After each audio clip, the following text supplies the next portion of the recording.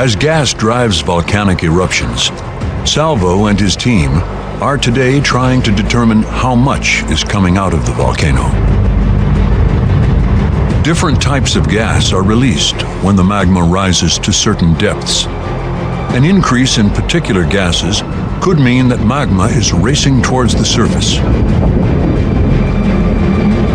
And this close to the volcano, even a small eruption could have deadly consequences.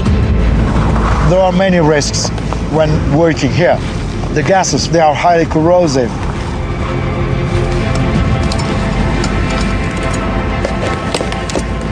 And also, we are on the rim of the central crater, where an explosion may occur at any time. It's a race against time to get the data and get out. Ok, allora vediamo I risultati.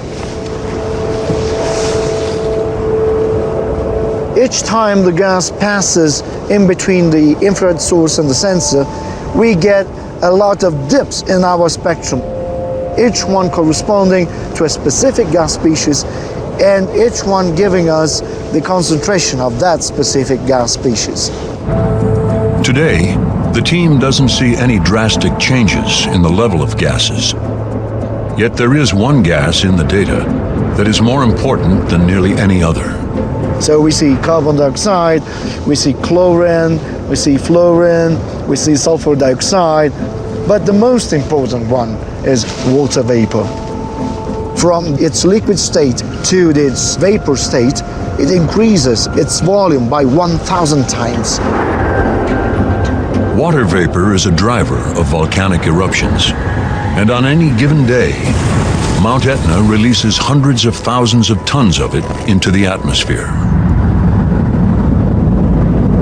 So every time a volcano erupts, every time a volcano breathes, it emits this life-giving gas.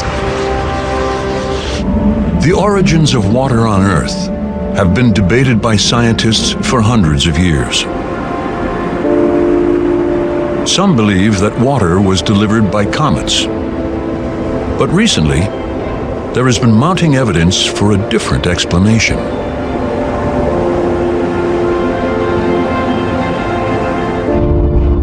To explore this theory, we have to wind the geologic clock back 4 billion years to a time when the Earth was hot and still forming.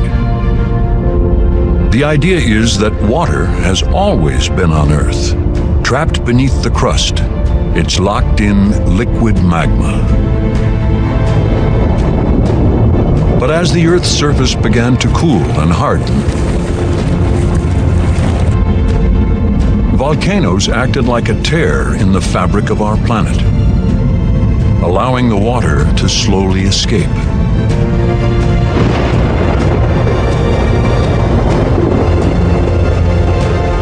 This water vapor then condensed in our atmosphere and fell as rain. It rained for so long that eventually our dry, barren Earth turned into a blue planet.